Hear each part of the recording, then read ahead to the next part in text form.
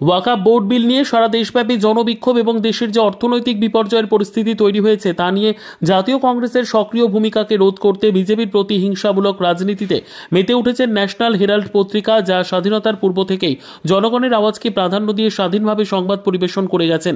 সেই পত্রিকা অফিসকে বাজেয়াপ্ত করা হয় এবং কংগ্রেস পার্লামেন্টারি পার্টির চেয়ারপারসন শ্রীমতী সোনিয়া গান্ধীজি ও লোকসভার বিরোধী দলনেতা শ্রী রাহুল গান্ধীজির বিরুদ্ধে চার্জশিট দায়ের করে প্রতিহিংসা রাজনীতিতে মেতে উঠেছেন বিজেপি দল। তারই বিরুদ্ধে প্রতিবাদ জানাতে আজ সারা দেশব্যাপী এক বিক্ষোভ কর্মসূচি সংঘটিত হবে। উদয়পুর জেলা কংগ্রেসের উদ্যোগে বুধবার 16/4/2025 উদয়পুর পোস্ট অফিসের সামনে ধর্ণা অনুষ্ঠিত হয়। আপনারা জানেন যে কেন্দ্রীয় সরকার, ভারতীয় জনতা পার্টির সরকার এই দেশের মধ্যে ওয়াকফ বিল সেখানে লাগু করেছে। এই নিয়ে সারা দেশে সেখানে আন্দোলন চলছে। আরেকদিকে আমাদের কংগ্রেস নেতা, লোকসভার বিরোধী নেতা রাহুল গান্ধী এবং আমাদের নেত্রী সোনিয়া গান্ধীর বিরুদ্ধে এটা গভীর ষড়যন্ত্র চলছে।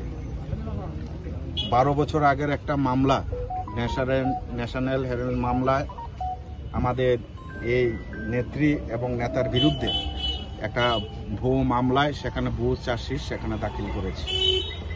এটা সম্পূর্ণ পরিকল্পিতভাবে এই দেশের বিরোধী দলের কণ্ঠকে সেখানে স্তব্ধ করে দেওয়ার জন্য। আপনারা সবাই জানেন ন্যাশনাল হেরাল্ড একটা পত্রিকা স্বাধীনতার আগ থেকেই সেখানে গণতান্ত্রিকভাবে এই দেশের মানুষের সেখানে স্বাধীনভাবে সেখানে কথা বলেছে। সেই পত্রিকা দপ্তরকে সেখানে বাজেয়াপ্ত করা হয়েছে। এই সমস্ত ঘটনা আপনারা জানেন যে দেশের মধ্যে একটা আর্থিক দিক থেকে একটা চরম বিশৃঙ্খলা চলছে। তার প্রতিবাদে সারা দেশে যখন রাহুল গান্ধীর নেতৃত্বে সেখানে কংগ্রেস যখন ঐক্যবদ্ধভাবে সেখানে লড়াই শুরু করেছে ভারতীয় জনতা পার্টির গণতান্ত্রিক সরকারের বিরুদ্ধে, সেখানে বিভিন্ন মিথ্যা মামলায় সেখানে কখনো ইডি কখনো সিবিআই দিয়ে বিরোধী দলের কণ্ঠকে স্তব্ধ করার জন্য ষড়যন্ত্র করছে। তার প্রতিবাদে আজকে সারা দেশব্যাপী সর্বভারতীয় কংগ্রেস কমিটির আহ্বানে সারা দেশের প্রত্যেকটা রাজ্যে ইডি এবং সিবিআই দপ্তরের সামনে সেখানে ধর্ণা চলছে। আজকে আমরা উদয়পুর জেলা কংগ্রেসের আহ্বানে আমরা কেন্দ্রীয় সরকারের একটা সরকারি দপ্তর উদয়পুর পোস্ট অফিসের সামনে সেখানে আমরা ধর্ণা দিচ্ছি। ধর্ণা থেকে আমরা পরিষ্কারভাবে সেখানে বলতে চাই, এই ভারতীয় জনতা পার্টি সরকার যেভাবে বিরোধীদের কণ্ঠ রুদ্ধ করার জন্য ইডি এবং সিবিআইকে এটা বিজেপির শাখা সংগঠন হিসেবে সেখানে লেলিয়ে দিচ্ছে বিরোধী নেতাদের উপর, এই ঘটনার সেখানে তীব্র নিন্দা জানাই। এই ঘটনা করে ইডি সিবিআই দিয়ে সেখানে রাহুল গান্ধীকে দমানো যাবে না, কংগ্রেসকে দমানো যাবে না।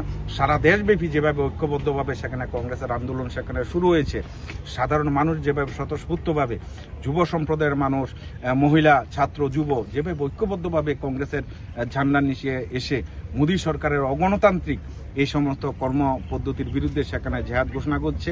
আমাদের দৃঢ় বিশ্বাস অচিরেই সারা দেশের মধ্যে একটা বৃহৎ আকারে একটা জনমত গঠন করার দিকে সেখানে এগিয়ে যাচ্ছে এবং এই মোদী সরকারের অগণতান্ত্রিক কাজের প্রতি আমরা সেখানে জাতীয় কংগ্রেস সেখানে তীব্র ধিক্কার জানাই।